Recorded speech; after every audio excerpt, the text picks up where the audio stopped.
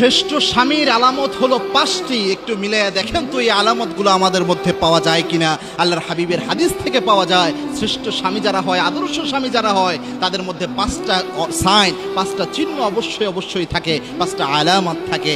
1 number, আল্লাহর হাবিবের হাদিস থেকে পাওয়া যায় স্বামীর অন্যতম বৈশিষ্ট্য হয় যে স্বামী, আদর্শ স্বামী, সে নিজে যে মাপের খাবার খাবে ওই মাপের খাবার তার স্ত্রীকে খাওয়াবে। সে শুধু ভালোটা খাবে, স্ত্রী কি খেলো না খেলো খবর রাখলো না, এটার নাম আদর্শ স্বামী হতে পারে না। আল্লাহর হাবিব সাল্লাল্লাহু আলাইহি ওয়াসাল্লাম নিজে স্ত্রীদের সাথে খাবার খেতেন এবং কি আয়েশা রাদিয়াল্লাহু তাআলা আনহা বলছেন, আমার সাথে আল্লাহর হাবিব সাল্লাল্লাহু আলাইহি ওয়াসাল্লাম যখন খাবার খেতেন, আমি যেই গ্লাসের যে জায়গায় মুখ লাগিয়ে পানি পান করতাম, আল্লাহর হাবিব সাল্লাল্লাহু আলাইহি ওয়াসাল্লাম ওই জায়গায় মুখ লাগিয়ে পানি পান করতেন।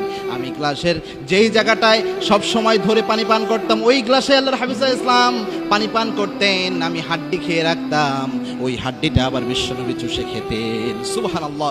স্ত্রীর সাথে খাবার খাওয়া রাসূলের সুন্নাহ। 2 নাম্বার হচ্ছে স্বামী যে মাপের পোশাক পরবে স্ত্রীকে ওই মাপের ওই মানের পোশাক পরাবে। 3 নাম্বার হচ্ছে যে স্ত্রীকে কখনো কটু কথা বলবে না। আমাদের দেশে অনেক স্বামীর এই বৈশিষ্ট্য রয়েছে, দুনিয়াতে সব মানুষের সাথে ভালো আচরণ করে, সুন্দর করে কথা বলে।